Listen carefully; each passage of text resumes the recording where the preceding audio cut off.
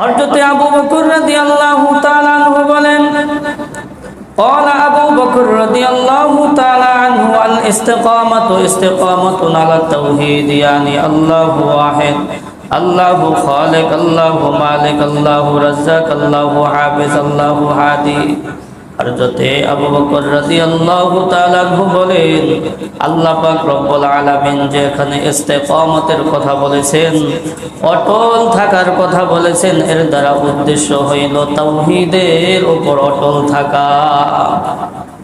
আর তাওহীদ হইল ৬টা বিষয়ের সমন্বয়ের নাম। ১ নম্বর আল্লাহু ওয়াহিদ, আল্লাহ তাআলা এমন সত্তার যিনি সব দিক দিয়া এক। আল্লাহু মালিক, সব কিছুর মালিক আল্লাহ তাআলা। আল্লাহু খালিক, সব কিছু সৃষ্টি করনেওয়ালা একমাত্র আল্লাহ তাআলা। আল্লাহু হাফিজ, হেফাজত করনেওয়ালা একমাত্র আল্লাহ তাআলা। আল্লাহু হাদি, হেদায়েত দেনেওয়ালা একমাত্র আল্লাহ তাআলা। আল্লাহু রাজ্জাক, রিজিক দেনেওয়ালা একমাত্র আল্লাহ তাআলা।